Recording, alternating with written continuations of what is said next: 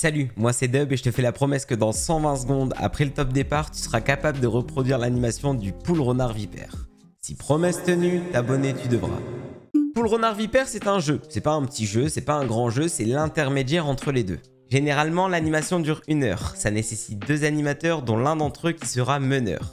Les enfants ont entre 6 à 10 ans, ça se joue en extérieur et de préférence dans un terrain d'herbe.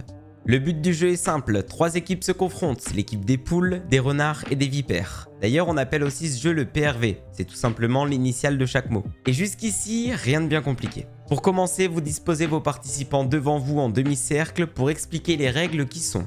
Chaque équipe dispose d'une maison, endroit où les joueurs ne peuvent pas se faire toucher. Les poules doivent toucher les vipères doivent toucher les renards et les renards doivent toucher les poules. Personnellement, je préfère dire aux participants de toucher plutôt que d'attraper pour éviter un maximum les blesser. Une fois votre adversaire touché, vous devez l'emmener dans votre maison qui fera office de prison. Les prisonniers peuvent se faire libérer si un membre de leur équipe tape dans leurs mains. Mais attention, parce qu'une fois libérés, ils peuvent se refaire toucher directement, ce qui les ramènerait donc en prison.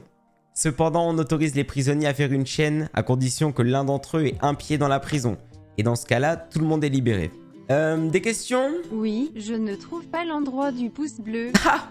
Mais le pouce bleu, il est juste ici, mon copain! Une fois les explications terminées, passez aux équipes. À ne surtout pas faire avant les règles. Pourquoi faire les règles avant de faire les équipes? Dites-le moi dans les commentaires et j'épinglerai celui ou celle qui recevra le plus de likes. C'est un jeu où ceux qui courent vite vont être avantagés, donc évitez les équipes aléatoires comme pomme, poire, à part si vous truquez la sélection. Sinon, le mieux c'est de préparer en amont une liste pour répartir les joueurs. Une fois les enfants dispatchés par équipe, il va falloir trouver un élément pour qu'ils puissent se reconnaître.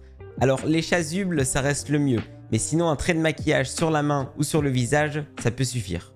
Lorsque les équipes sont dans leur maison, vous passez dans chaque groupe individuellement pour leur rappeler qui sont leurs proies et qui sont leurs prédateurs. Et une fois les règles expliquées et les équipes constituées, le jeu commence. Non! Mais d'abord on fait un coup pour du beurre, non mais niveau Bafa là! Lancez donc une fausse partie de 1 minute et à la fin de celle-ci, vous pouvez revenir sur certaines règles si elles n'ont pas été correctement comprises.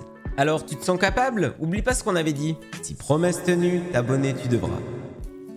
Et psst, si tu fais encore partie des 20% qui regardent la vidéo, sache que tu peux me suivre sur tous mes réseaux. TikTok, Twitter, Instagram, Twitch. T'as tous les liens qui sont en bio. Allez, bisous. Et c'est une fin de tournage. C'est une fin de tournage. C'est une fin de tournage. C'est une fin de tournage. C'est une fin de tournage. C'est une fin de tournage. C'est une fin de tournage.